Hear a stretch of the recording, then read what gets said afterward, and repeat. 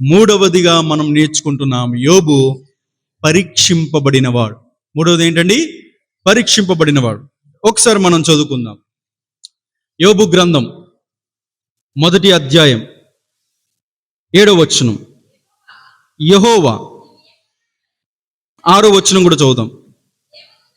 దేవదూతలు యెహోవా సన్నిధి నిలుచుటకై వచ్చిన దినం ఒకటి తటస్థించెను.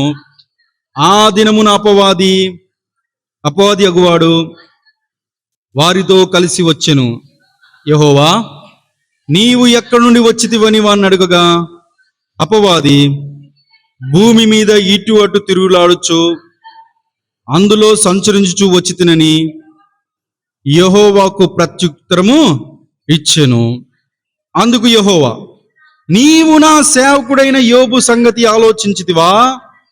అతడు యథార్థవంతుడును న్యాయవంతుడనై దేవుని యందు భయభక్తులు కలిగి చెడుతనమును విసర్జించిన వాడు, భూమి మీద అతని వంటి వాడెవడును లేడు అని అడుగగా, అపవాది, యోబు ఊరకయే దేవుని యందు భయభక్తులు గలవాడైనా నీవు అతనికిని అతని ఇంటి వారికిని అతని కలిగిన సమస్తమును చుట్టూ కంచి వేసిదివి గనుక నీవు అతి చేతి పనిని దీవించుట చేత అతని ఆస్తి దేశంలో బహుగా విస్తరించున్నది. చాలండి. మూడవది, యోబు పరీక్షింపబడ్డాడు. సైతాను, అపవాది దేవుని యొక్క సన్నిధికి అటు ఇటు తిరుగుతూ ఉన్నప్పుడు దేవుడు అపవాదిని పిలిచాడు. యోబుని గురించి ఆలోచించితివా? యోబుని గురించి తెలుసా నీకు అని అంటే, ఇందాక మనం చెప్పుకున్నాం కదా, ఆ సైతాని స్టేట్మెంట్ ఇస్తాడు. ఎందుకు తెలీదు? అతని చుట్టూ కూడా నువ్వు కంచేసావు, అతని చుట్టేసావు, అతని యొక్క కుటుంబం చుట్టేసావు, అతని యొక్క పశువుల సంపద చుట్టేసావు, అతని యొక్క పనివారంతా చుట్టూ కూడా కంచెను వేశావు. ఎందుకు తెలీదు? నాకు బాగా తెలుసు అన్నాడు. చూడండి, ఎవరైతే ప్రార్థన పరులు ఉంటారో వారి గురించి సైతానుకు బాగా తెలుసు అంటండి. దేవునికి స్తోత్రం కలుగును గాక. ఎందుకంటే ఎక్కువ శాతం వాడు దాడి చేసే ప్రయత్నం చేస్తాడు, కానీ వాడు విజయం పొందుకోలేడు. ఎందుకంటే ఆ చుట్టూ బలమైన కంచె ఉంటుంది కనుక. సైతానే చెప్తున్నాడండి, చుట్టూ కూడా కంచేసావు కూడా, అతని చుట్టూ, అతని భార్య చుట్టూ, అతని బిడ్డల చుట్టూ, అతని పశువుల సంపదల చుట్టూ, ఆ పశువుల సంపదల కాపరుల చుట్టూ కూడా కంచేసావు కదా, ఎందుకు తెలియదని సైతానే చెప్తున్నాడు. చూడండి, మన యొక్క ప్రార్థనా జీవితం ఏం చేస్తుందో తెలుసండి? మన చుట్టూ కంచి వేస్తుంది. మన ప్రార్థనా జీవితం మన ఫ్యామిలీ చుట్టూ కంచెని వేస్తుంది. మన ప్రార్థనా జీవితం మన ఇంటిళ్ళ పాదిని దేవుడు కంచెతో కాపాడుతాడు. మన ప్రార్థనా జీవితం మన ఉద్యోగాన్ని, మన వ్యాపారాన్ని, మన సేవను కూడా దేవుడు కంచె వేసి కాపాడుతాడు. దేవునికి స్తోత్రం. కాబట్టి ప్రార్థనా జీవితాన్ని ఎవరు కూడా నిర్లక్ష్యపరచకండి. అయితే ఇంకా దేవుడు అలాగే అపవాది మాట్లాడుతూ ఉన్నప్పుడు అపవాది అంటాడు, ఆ కంచెనైతే నువ్వు తీసి చూడు, నిన్ను ఖచ్చితంగా విమర్శిస్తాడు, దూషిస్తాడు అని చెప్పి. ఒకసారి చదువుకుందాం. 12వ వచనం, అయినను ఇప్పుడు నీ చెయ్యి చాపి అతని కలిగిన సమస్తమును మొత్తినేడలా అతడు నీ ముఖము ఎదుటని దూషించి నిన్ను విడిచిపోవును అని యెహోవాతో అనగా, యెహోవా, ఇదిగో అతని కలిగిన సమస్తమును నీ వశమున ఉన్నది, అతనికి మాత్రము ఏ హానియు చేయకూడదని అపవాదికి సెలవీయగా వాడు యెహోవా సన్నిధి నుండి బయలు వెళ్ళాడు. సైతాను చెప్తున్నాడు, అపవాది చెప్తున్నాడు, నువ్వు యోబు చుట్టూ కంచి వేసావు కదా, యోబు కుటుంబాన్ని చుట్టూ కంచి వేసావు కదా, యోబు ఆస్తి సంపద చుట్టూ కంచి వేసావు కదా, ఒక్కసారి ఆ కంచెను తీసే ప్రయత్నం చేయి. యోబు నీ ముఖము ఎదుటనే దూషిస్తాడు అని సైతాను చెప్పాడండి, అపవాది చెప్పాడు. అప్పుడు దేవుడు కూడా, సరే, యోబును నేను పరీక్షించే సమయం వచ్చింది, పరీక్షిస్తా. నీ మాట నిజమవుతుందో, నేనన్నది నిజమవుతుందో నిర్ణయించుకుందాం. ఇదిగో అతని ప్రాణం మాత్రం ముట్టడానికి వెళ్ళలేదు, నువ్వు ఏమన్నా చేసుకోనని చెప్పేసి దేవుడు అనుమతించాడు. మూడవదిగా యోబు పరీక్షింపబడ్డాడు. రెండవది కదండి, మూడవది ఏంటండి? పరీక్షించబడ్డాడు. మన ప్రస్తుతం ఉన్న జీవితంలో కావచ్చు, బైబిల్ చరిత్రలో కావచ్చు, ప్రస్తుతం ఉన్న ఈ యొక్క నిజ జీవితంలో కావచ్చు, యోబు వెళ్ళిన పరీక్ష జీవితం ఎవ్వరు కూడా వెళ్ళలేదండి. ఎవ్వరు కూడా వెళ్ళలేదండి. చాలా మంది, కొంతమంది సాక్ష్యాలు చెప్తూ ఉంటారు, నాకున్న కష్టాలు ఎవరికీ రాలేవండి, ఎవరికీ రావండి, ఎవరికీ రాకూడదండి. ఏం కష్టాలు? అసలు అవి కష్టాలే కావు, అసలు అవి బాధలే కాదు. మీకేం తెలుసు పాస్టర్ గారు, నేను ఎంత కష్టాల్లో ఉన్నానో, ఎంత ఇబ్బందులు, అసలు నా కష్టం ఎవరికి రావద్దండి. నిజం పాస్టర్ గారు, మీకేం తెలుసు నా కష్టాల గురించి అని నువ్వు అంటున్నావా?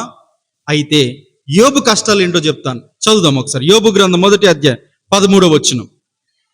ఒక్క దినమున యోబు కుమారులను కుమార్తెలను తమ అన్న ఇంట భోజనము చేయిచు ద్రాక్షారసము పానము చేయుచుండగా ఒక దూత అతని యొద్దకు వచ్చి, ఎద్దులు నాగలి దున్నుచు గాడిదలు వాటి సమీపం మేచుండగా షేబాయిలు వాటి మీద పడి వాటిని పట్టుకొని పోయి ఖడ్గముతో పనివారిని హతము చేసిరి. జరిగినది మీకు తెలియచేయుటకు నేనొక్కనే తప్పించుకొని వచ్చాను. ఇప్పుడు ఎవరు పోయారండి? పనివారు. ఎవరండి? ఆస్తిలో ఈ పశువుల కాపర్లు ఉంటారు కదండి, పశువుల కాపర్లు పనివారు. వారు యోబు నుండి దూరం అయిపోయారు, అనగా మరణించారు. తర్వాత యోబు ఏం పోగొట్టుకున్నాడు? మళ్ళా తర్వాత వచనం చదువుదాం.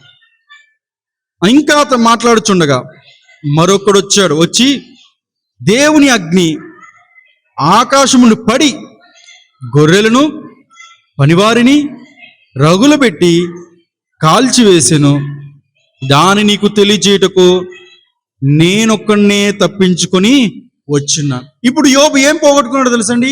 పశు సంపద, గొర్రెలు. మొదట పనివారు పోయారు, రెండవది గొర్రెలు పోయాయి. తర్వాత ఏం పోయినా చూద్దాం.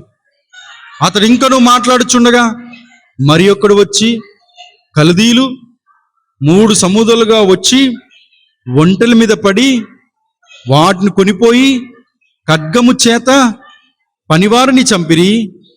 నీకు దాని తెలియజేయటకు నేనొక్కనే తప్పించుకొని వచ్చి ఉన్నాను. ఇప్పుడు ఒంటెల పనివారు పోయారు. తర్వాత చదువుదాం.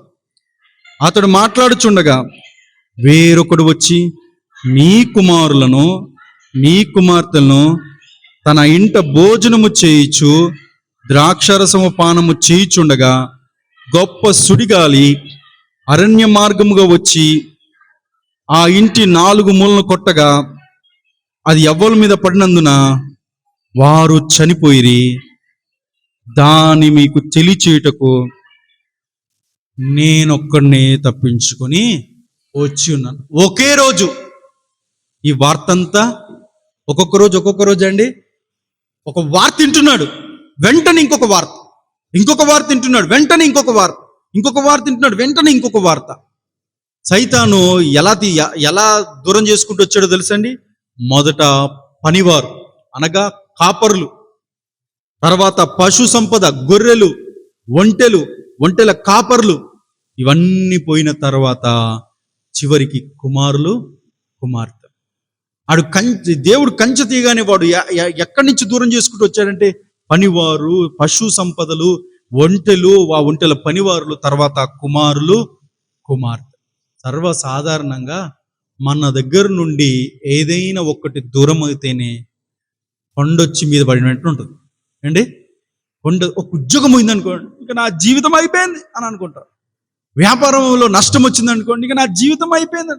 పొలంలో నష్టం వచ్చింది అనుకోండి, ఇంక అంతా అయిపోయింది. చిన్నది జరిగితే మనం కుప్ప కూలిపోతాం.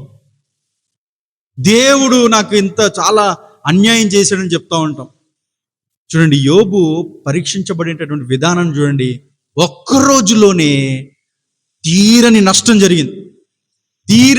జరిగింది. పరీక్షా కాలంలో గుండా యోబు వెళ్ళాడు. చూడండి, కొన్ని సందర్భాల్లో మనం దేవునిలో ఉంటూ ప్రార్థనా జీవితం కలిగి ఉంటూ ఆరాధనకు వస్తూ, ప్రార్థన జీవితం కలిగి ఉంటూ ఆరాధనకు వస్తూ ఈ విధంగా దేవునికి ఇష్టంగా జీవిస్తున్నప్పటికీ కూడా కొన్ని సందర్భాల్లో దేవుడు మనలను కష్టాల గుండా తీసుకెళ్తాడు, నష్టాల గుండా తీసుకెళ్తాడు. వ్యాధుల గుండా తీసుకెళ్తాడు, బాధల గుండా తీసుకెళ్తాడు, నిరాశల గుండా తీసుకెళ్తాడు, నిస్పృహల గుండా తీసుకెళ్తాడు, ఒంటరితనం చేసి పడేస్తాడు. అది ఎందుకో తెలుసా? తర్వాత దేవుడు మనల్ని సమృద్ధిగా ఆశీర్వదించబడ్డానికి. దేవునికి స్తోత్రం. దేవుడు నిన్ను కష్టాల గుండా తీసుకెళ్తున్నప్పుడు దేవుడు నిన్ను విడిచిపెట్టడం లేదు అని గుర్తించుకోవాలి. మరి కష్టాల గుండా తీసుకెళ్తున్నప్పుడు ఏమర్థం చేసుకోవాలి? పరీక్ష గుండా వెళ్తున్నట్టు అర్థం చేసుకోవాలి. దేవునికి స్తోత్రం. దేవుడిని నష్టాల గుండా తీసుకెళ్తున్నప్పుడు దేవుడిని విడిచిపెట్టట్లేదమ్మా. కొన్ని సందర్భాల్లో నష్టాల గుండా నువ్వు వెళ్తున్నప్పుడు దేవుడు ఈ నష్టాల్లో కూడా ఏదో ఒక పాఠం దేవుడు నాకు ఖచ్చితంగా నేర్పిస్తాడనేటువంటి విశ్వాసం కలిగి ఉన్నాడు. దేవుడు నీకు ఎలాంటి పరిస్థితులు గుండా తీసుకెళ్తున్నా ఒకటే ఒకటి గుర్తుంచుకోవాలి, దేవుడు మాత్రం నిన్ను విడిచిపెట్టడం లేదు. అది నువ్వు యథార్థంగా, నీతిగా, యథార్థంగా జీవిస్తూ క్రమంగా దేవుని మందిరానికి వస్తూ ప్రార్థన జీవితం కలిగి ఉన్నప్పటికీ కూడా కష్టాలు గుండా, నష్టాలు గుండా, బాధలు గుండా, ఇబ్బందులు గుండా వెళ్తున్నట్లయితే అది నువ్వు కేవలం దేవుడు నిన్ను కాస్త పరీక్ష కాలం గుండా తీసుకెళ్తున్నాడే తప్ప దేవుడు మాత్రం నిన్ను విడిచిపెట్టడం లేదు అని ప్రతి ఒక్కరు గుర్తించుకోవాలి. దేవునికి స్తోత్రం కలుగును గాక. చూడండి, యోబు వంటి పరీక్ష గుండా వెళ్ళిన వారు ఈ లోకంలో ఎవరూ లేరండి. ఒక్క రోజులోనే పనివారిని పోగొట్టుకున్నాడు, ఒక్క రోజులోనే పశు సంపదలు పోయినాయి, ఒక్క రోజులోనే కుమారులు కుమార్తెలు పోయాయి. ఎన్ని పోగొట్టుకున్నాడు యోబు, ఎన్ని యోబుకు దూరం అయిపోయాయి. ఆ పరీక్షా సమయంలో యోబు మాత్రం అలా నిలకడగా ఉన్నాడండి. దేవునికి స్తోత్రం కలుగును గాక. హల్లెలూయా. 3వ అంశం మనం నేర్చుకున్నాం, పరీక్షింపబడ్డాడు.